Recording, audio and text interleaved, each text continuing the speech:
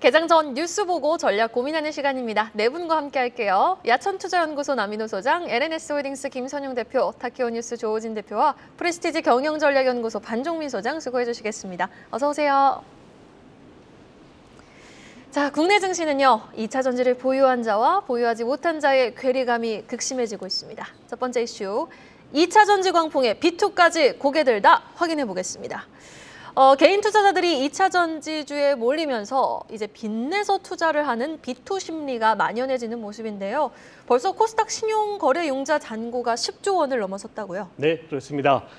정말 코스닥에 투자하시는 우리 투자자분들이 모처럼 활짝 웃는 요즘이 아닐까 싶어요. 방금 이생급 말씀대로 2차 전지를 가지고 계신 분에 국한되겠죠. 그런데 이렇게 시가총액도 사상 최대로 올라가고 코스닥 지수 930포인트를 넘는 현 시점에서 아주 좋은 현상입니다만 어두운 이면도 있습니다. 바로 소개해 주신 신용융자 잔고가 급증했다는 겁니다. 지금 자료화면 나오고 있네요. 파란색, 청색을 봐보십시오. 지난 4월 27일 날에 10조 원이 넘어섰고요. 어제 또다시 10조 원을 돌파를 했습니다. 이건 무슨 얘기입니까? 내가 투자한 금액이 순수하게 내 투자 자금이 아니고 증권회사에서 차입한 돈도 꽤 많다. 특히 최근 들어서 한 달 동안의 2차 전지가 주가 상승률이 어떻습니까? 크게는 100%가 넘는 정말 어찌 보면 놀랍기도 하고 다소 어쩌면 보면은 좀 기이한 현상이죠. 그런데 문제가 있습니다. 증권사들이 여러분께 한없이 제한 없이 계속 신용융자 자금을 빌려줄 수가 없습니다. 각 증권사 자기 자본 비율에 맞춰서 일정 금액만 주기 때문에 아마도 10조 원 정도 된다면은 최소한도 목에 찼다는 얘기는 제가 않겠습니다만 이제 상당 부분 많이 소진이 됐다라고 보여집니다. 중요한 건 저 4월 달 한번 잘 봐보십시오. 그 다음에 신용융자가 어떻게 됐습니까? 줄어들었습니다. 그때 주식시장 아시죠, 여러분? 4월 달, 5월 달 어떤 현상이 있었습니까? 반대 매매가 나왔습니다. 그 얘기가 무슨 얘기입니까? 신용융자 때문에 주가가 올라갈 땐 아주 좋고 했지만 반대로 그 물량이 그 종목들이 주가가 하락하니까 이제는 130%가 담보 비율이 안 되니까 반대 매매가 나온다 이겁니다. 저는 언제 2차 전지가 꺾인다 그 얘기를 드리는 게 아닙니다. 분명히 레버리지 투자는 투자 기법 중 하나이기 때문에 저는 그것을 막을 이유는 없다고 보지만 최근과 같이 과도하게 주가가 많이 상승하고 과도하게 신용융자금이 증액할 때는 경계를 하셔야 된다고 말씀드립니다. 제가 이 얘기 할까 말까 고민하는데 결국 하겠습니다. 여러분, 비가 올 때는요, 금융기관들은 우산을 걷어갑니다. 지금은 주가가 올라가기 때문에 여러분들이 아무 피해가 없지만 만일에 2차 전지가 꺾여서 주가가 내려가면은 지금 투자한 신용융자는 오히려 커다란 손실로 올 수 있다는 점을 마지막으로 드리겠습니다. 네, 우리가 또 이런 상황 속에서 항상 경각심은 갖고 투자를 임해야 될 것 같습니다. B2, 그 중심에 있는 2차 전지 관련 소식은 밤사이에 또 들려오는데요. 인도 시장 공략에 나선다. LG 에너지 솔루션 뉴스 체크해 보겠습니다. 2차 전지주들을 보면 성장성이 너무 이미 선 반영된 거 아니야 하다가도 하루 자고 나기가 무섭게 이 시장 좀 공략한다. 캐파 증설한다 소식이 꾸준하게 들려오니까 참 주식하는 게 어려운 거죠. 이번에는 인도입니다. LG에너지솔루션, 인도 이륜 전기차 1, 2위 업체에 배터리를 공급한다고요? 네, 맞습니다. LG에너지솔루션이 2030년까지 이제 10배 성장이 예상되는 인도의 전기차 시장 공략에 나섰다는 그런 내용이 나왔습니다. 이와 함께 골드만삭스가 이제 포스코 퓨처엠에 대해서 수익성이 기대 이하라면서 매도 의견을 냈는데요. 일단 실적에 대해서 좀 안 좋게 앞으로 예상을 한 거죠. 근데 실적 얘기는 골드만삭스가 다른 회사 할 처지는 아닌 것 같습니다. 본인들도 안 좋죠, 사실 지금. 어쨌든 이건 여담으로 드릴 말씀이고요. 현지 전기차 1, 2위 업체에 원통형 배터리를 공급하는데 이제 판매 법인을 세워서 현지를 공략하겠다는 그런 내용이 나왔습니다. 현지 인도 전기차 1, 2위 업체는 이제 울라 일렉트릭과 TBS 모터인데요. 이곳에 납품하기로 됐다라는 그런 내용인데 일단 이 두 기업은 이제 이륜차입니다. 보통 오토바이라고 하고요. 보통 전문적으로 생산하는 기업이라 우리가 알고 있는 일반적인 바퀴가 4개 달린 전기 기업과는 조금 거리가 있습니다. 하지만 그렇다 하더라도 올 상반기 기준으로 이제 점유율이 각각 28%와 16%입니다. 이에 높은 점유율을 가지고 있는 기업이라 꽤 중요하고요. LG에너지솔루션 같은 경우는 지난 2월 달에 인도 뉴델리에 판매 법인을 설립했는데 판매 법인이 배터리를 공급하면은 현지 법인이 이 배터리를 팩으로 묶어가지고 전기차 제조사에 공급하는 방식인데 여기에 들어가는 그 배터리는 원소형 배터리다라는 그런 내용까지 보시면 될 것 같습니다. 일단 인도 도로교통부에 따르면 지난해 등록된 전기차의 64%의 이륜차고요. 그리고 3륜차도 32%, 굉장히 의외로 4륜차, 바퀴 4개 달린 전기차는 4%밖에 안 된다. 이렇게 한번 체크해 보시면 좋을 것 같습니다. 이게 사실 어쩔 수 없는 게 인도 같은 경우는 이제 포장도로가 많지 않습니다. 뭐 저도 한번 예전에 가본 적이 있었는데 포장도로가 많지 않고요. 혼잡도가 굉장히 높기 때문에 자동차가 다니기가 참 어려운 그런 도로가 많습니다. 이에 따라서 그 상황에 맞는 인도 현지 상황에 맞는 이륜차가 그렇기 때문에 각광을 받는 거고요. 4륜차가 더 많아질 것 같다. 사실 저는 이건 좀 어렵다고 보고 있습니다. 그래서 이륜차에 집중하고 있는 그런 모습이다 보시면 될 것 같고요. 포스코 퓨처엠 얘기 다시 돌아와 보면은 일단은 ASP, 그러니까 평균 판매 가격 및 금속 가격의 하락으로 마진율이 기대 이하로 추적되면서 매도 의견이 나왔다는 그런 내용인데 뭐 앞에서 말씀드린 대로 이제 그렇죠. 좀 뭐 실적이 안 좋은 기업들을 지금 있을 수 있다. 뭐 걱정되는 기업이 있을 수 있다 하지만 항상 제가 말씀드리지만 지금 당장 뭐 캐파 증설한다고 주가가 하지 않습니다. 그렇다고 지금 당장 캐파 증설을 하지 않는다고 주가가 못 가는 것도 아니거든요. 근데 제일 중요한 거는 지금 있는 거 말고 지금에 머무르지 않고 얼마나 미래 산업을 잘 준비하냐라는 부분이 사실 제일 중요합니다. 먹거리를 얼마나 꾸준히 찾아내는지가 중요하기 때문에 당장 리포트들 많습니다. 골드만삭스 내에서도 애널리스트 수백 명 있기 때문에 각자의 의견이라 보시면 될 것 같고요. 너무 마음 쓰실 필요 없을 것 같고 포스코 퓨처엠에 대해서 이럴수록 공부를 좀 더 많이 깊게 하실 필요가 있다라는 말씀 드리겠습니다. 네, 알겠습니다. 지금 또 어제 나온 게 골드만삭스의 포스코 퓨처엠 매도 세론 뉴스였는데 그 부분 좀 자세하게 알아보고 싶습니다. 골드만삭스가 지금 잘 나가고 있는 포스코 퓨처엠의 적정 주가를 24만 원으로 제시하면서 백테크를 걸었잖아요. 뭐 수익성이 기대 이하라는 게 그 판단인데 소장님도 이 의견에 좀 동의를 하십니까? 일단 이 골드만삭스에 대해서 매도 의견을 좀 제시를 한 거에 대해서 좀 말씀드리자면 지난달에도 이 골드만삭스는 그 포스코 퓨처엠의 목표가를 22만 원으로 제시를 했었습니다.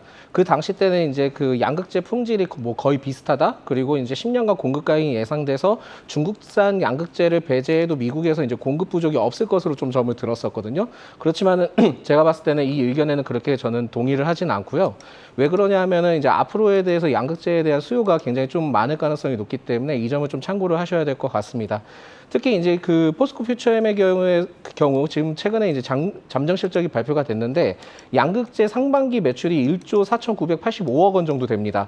이게 20년대 양극재 매출이 한 3,514억, 그리고 21년대 6,781억, 그리고 2022년 1조 7,220억 원이었는데 이게 지금 상반기 매출만 지금 1조 4,985억 원이면은 지금 어느 정도의 크게 빠르게 좀 도달되고 있다라고 보시면 될 것 같거든요. 그렇기 때문에 장력 양극재에 대한 매출을 상반기 만에 지금 빠르게 도달을 했다라고 좀 보시면 될 것 같고요.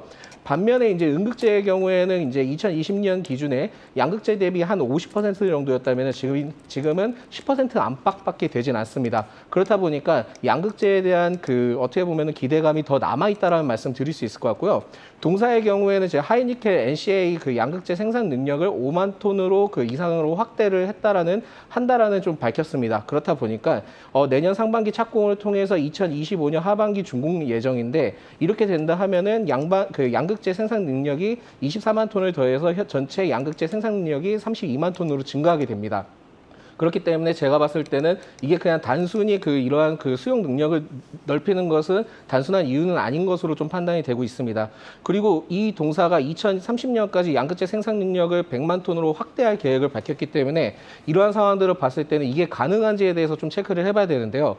동사가 계획 대비 수주가 예상보다 더 많이 밀려오는 상황으로 지금 알려져 있고요. 밀려오는 요청에 따라 수용 능력 상향을 한 것으로 좀 알려져 있고, 또한 이제 추가적으로 전보다는 더 전기차 시장에 대해서 20%를 목표치로 지금 지정을 하고 있다 합니다. 그렇기 때문에 이를 충족하기 위해서는 수준의 캐파를 수정하고 있기 때문에 실현 가능성은 굉장히 높게 점치고 있기 때문에 충분히 가능성이 있다라고 좀 보고 있고요. 그리고 지금 이 포스코 퓨처엠이 올해 상반기 83조 원의 양극재를 수주를 했던 이력이 있기 때문에 지금 골드만삭스가 발표한 양극재 출하량 감소에 대해서는 제가 보기엔 큰 의미를 둘 필요는 없지 않을까라는 말씀 드리겠고요. 수주가 계속 밀려오는 상황에서는 부정적으로 절대 볼 필요는 없을 것이다 라는 말씀 드리겠습니다. 그리고 이 동사의 경우에는 지금 전구체 사업을 좀 진행을 하고 있기 때문에 앞으로 양극재와 전구체도 같이 좀 주목을 해볼 필요가 있기 때문에 제가 봤을 땐 포스코 퓨처엠은 상승할 가능성이 더 높다라는 말씀 드리겠습니다. 선영 대표님 그리고 반종민 소장님 모두 포스코 퓨처엠의 긍정적 긍정적인 진단 내려주셨으니까요. 오늘도 주가 추이 한번 기대해 보도록 하겠습니다. 이렇게 시장의 키워드는요, 성장과 실적입니다. 이번엔 실적에 좀 더 포커스를 맞춰보죠. 바로 오늘 실적을 발표하는 현대차 소식 확인해 보겠습니다. 지금 매출은 분기 최대, 그리고 영업이익은 또 한 번 삼성전자를 제칠 것으로 전망이 되고 있는데요. 주가는 참 답답합니다. 3개월째 박스권에 갇혀있죠. 네, 맞습니다. 일단은 뭐 현대차가 오늘 실적 발표합니다. 그리고 내일이 아마 기아차가 발표한 걸로 알고 있는데요. 일단 2분기에도 어닝 서프라이즈를 기록할 거다라는 그런 내용이 나왔습니다. 이거는 어쨌든 최근에 반도체 업황 부진으로 저조한 성적을 거두고 있는 삼성전자와 SK하이닉스를 비롯한 상장사를 제치고 영업이익 1위를 기록할 거다라는 관측인데, 이게 지난 분기 때도 제가 말씀드렸지만 이런 기회 많지 않을 겁니다. 삼성전자 실적이 아마 2분기를 턴어라운드 시점을 잡을 거기 때문에 어쨌든 이번 분기까지 한번 이런 걸 노려보시면 좋을 것 같고요.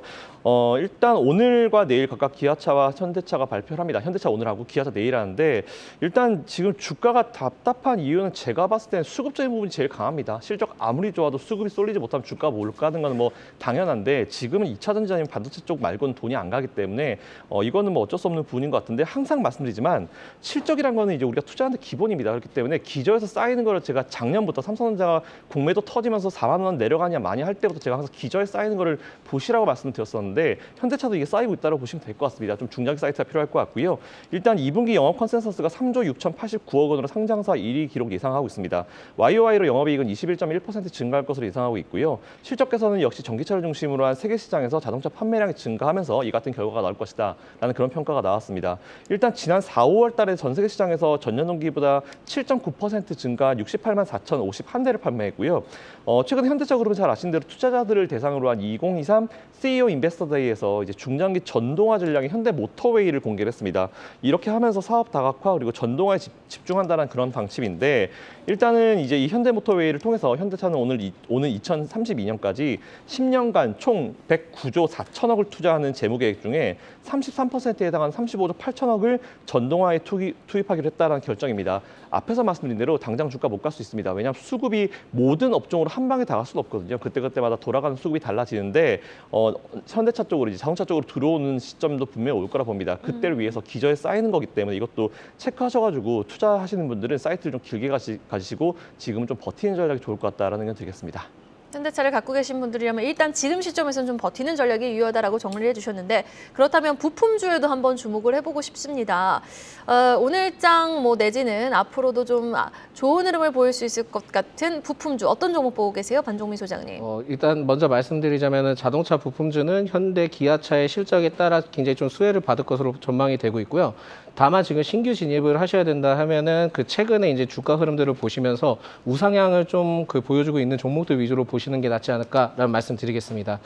제가 봤을 때는 저는 지금 신성 델타테크를 주목을 해보고 있는데, 이 신성 델타테크의 경우에는 전자제품 부품 생산 업체입니다. 그리고 이제 생활과전, 2차 전지 가전 등의 사업 부문으로 좀 영위를 하고 있는데, 주요 매출처가 이제 LG전자, LG에너지솔루션, 르노코리아 자동차 등이 있습니다.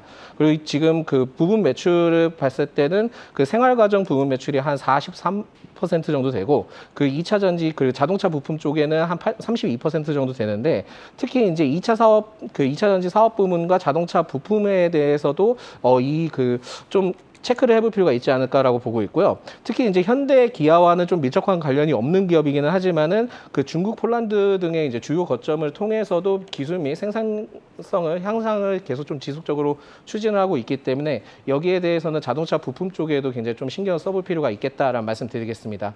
특히 이제 이 기업의 경우에는 수출 부분에서도 2021년 때 340억에서 작년 1,822억 원, 그리고 1분기 현재 486억 원 정도 되는 경우를 봤을 때는 올해는 이 자동차 부품 쪽에 한 2,000억 가까이 될 것으로 전망이 되고 있기 때문에 계속적으로 좀 매출이 상승하고 있다라고 보시면 될 것 같고요.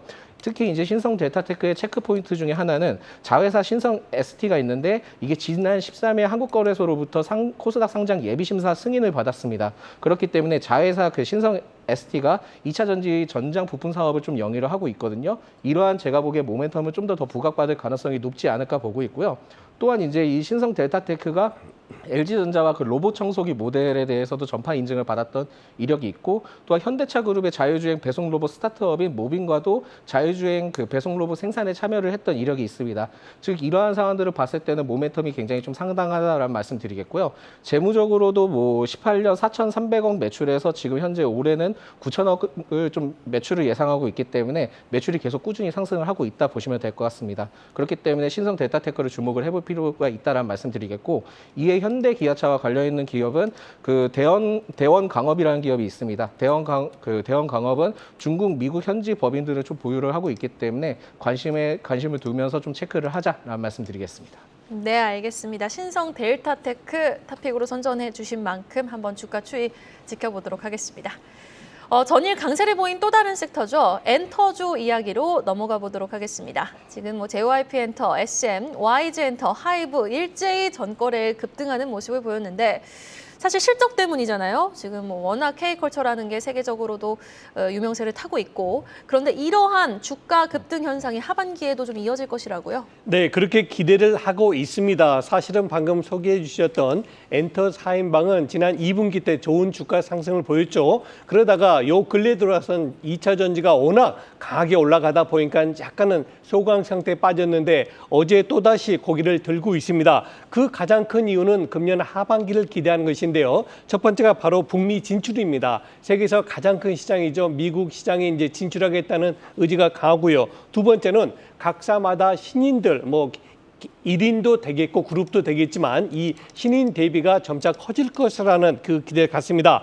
저는 엔터 업종을 이렇게 판단합니다. 주도 업종으로 2차 전지, 자동차, 반도체 이런 주도 업종으로 부각하기는 다소 전체적인 볼륨이 약하지만 틈새 시장 혹은 테마 시장에서는 어찌 보면 가장 각광받는 또 가장 눈에 띄는 그런 업종이 아닌가 싶습니다. 늘 여러분께 제가 포트폴리오 비중을 중시하죠. 현금 20%, 반도체 20%, 2차 전지 20%, 철강 10%, 조선 10%, 그리고 화학 10%를 계속 강조했는데 제가 엔터테인먼트는 몇 퍼센트 가지고 계십시오. 그 얘기는 차마 못하겠습니다. 그래 최소한도 한 5% 정도 비중 가지고 계시면서 방금 소개해줬던 YG라든가 하이브, SM, JYP 최소한도 4대 4인방 중에서 하나 내지 두 종목은 꼭 여러분 편입시켜가지고 주목하시면 좋겠습니다.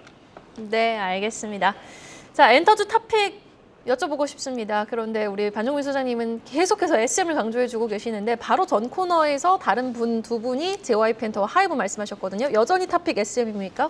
SM을 저는 먼저 지금 눈여겨보고 있고요. 사실상 그 SM이 그 지난 17일에 그 NCT 드램 그 정규 3집의 그 ISTJ라고 있는데 이게 음반 판매량 집계 사이트 한터 차트에서 365만 장을 좀 기록을 했다라는 소식이 있습니다. 그렇기 때문에 아마 지금 그 K 엔터 쪽에서는 계속 좀 부각을 계속 받을 가능성이 있지 않을까라고 보고 있고요. 다만 이제 2분기 실적에 대해서는 그 매출액을 2,391억 원, 그러니까 영업이익은 310억 원을 좀 전망을 하고 있는데 2분기 실적은 사실상 광고 사업 부진 그리고 경영권 분쟁에 따른 그 비용이 좀 추가 집행이 반영돼서 실적에 대한 기대감은 좀 아쉬울 가능성이 높겠다라는 말씀드리겠습니다. 그렇지만은 역시나 제일 중요한 거는 아티스트다라는 말씀드릴 수 있을 것 같고요. 특히 이제 NCT 그 127과 그 신인 보이그룹 두 팀이 나올 예정이고 또한 이제 에스파가 북미에 데뷔를 예정을 하고 있기 때문에 이러한 부분들을 좀 상당히 좀 더 기대를 해볼 수 있지 않을까라고 생각해서 SM을 먼저 이제 탑픽으로 좀 제시를 해드리겠고요. 두 번째로는 이제 하이브도 계속 좀 관심을 가져보시는 게 좋겠다라는 말씀드리겠습니다. 하이브의 역시 이제 음반 차트에서 그 하이브 레이블즈의 활약이 굉장히 좀 두드러지고 있는데 최근에 이제 서클 차트의 발표에 의하면은 올해 상반기 전체 앨범 판매량이 5,500여만 장 가운데 하이브 레이블 아티스트들이 음반에 대해서 2,220만 장, 즉 약 한 40% 이상 차지를 했다라고 합니다. 그만큼 이 정도에 봤을 때는 하이브에 대한 그 아티스트에 대한 부분들이 좀 상당하기 때문에 체크를 해볼 필요가 있을 것 같고요. 역시 하이브 역시 최근에 이제 뭐 데뷔를 시켰던 그룹들이 있기 때문에 제작 원가에 따른 2분기 실적에 대한 영업이익을 21% 감소를 좀 예측을 하고 있습니다. 하지만은 전체적으로는 장기적으로 계속 좋을 가능성이 높기 때문에 SM과 하이브를 계속 좀 주목을 해보자라는 말씀드리겠습니다. 오늘 또 삼성증권에서 SM 목표 주가 상향 조정 리포트 나왔네요. 삼성증권은 목표가를 SM 14만 8천 원으로 높여 잡았습니다. 오늘 주가 추이 한번 기대해 보도록 할게요. 이어서 공시 하나 체크해 보겠습니다. 한국카본이 한국 신소재를 흡수 합병하기로 결정했다고 하는데요. 관련해 이사회를 열고 새롭게 추가한 내용이 또 있다고요. 예, 뭐 정관에 이제 사업 목적을 추가했는데 사업 목적 추가한 건 당연히 이제 한국 신소재의 월단 사업을 갖다가 한국 카본이 추가해야 되니까 이제 사업 목적을 정관에 추가하겠다고 이제 공시를 했습니다. 한국 카본, 한국 신소재를 흡수 합병한다는 것은 한국 신소재의 매출 자체를 한국 카본이 가져온다는 의미도 있지만 더 중요한 것은 이제 한국 카본이 3세 경영을 사실 안정화한다는 취지가 큽니다. 한국 신소재의 최대 주주가 이제 그 한국 카본의 조문수 회장의 아들인 조현우 실장인데 조현우 실장은 당연히 한국카본에도 근무하고 있습니다. 한국카본에서는 실장으로 이제 근무하고 있는데요.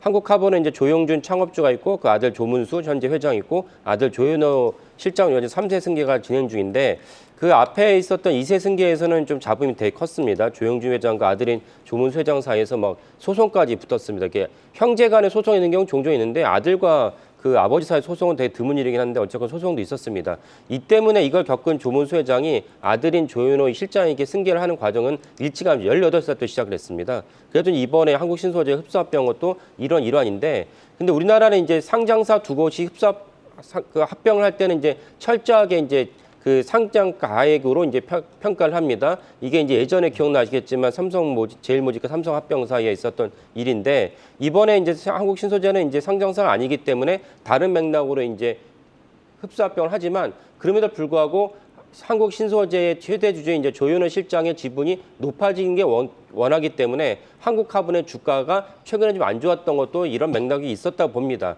그렇다면 이번에 승계합병이 일단하게 된다면 더 이상 한국카본의 주가가 내려갈 필요가 없다.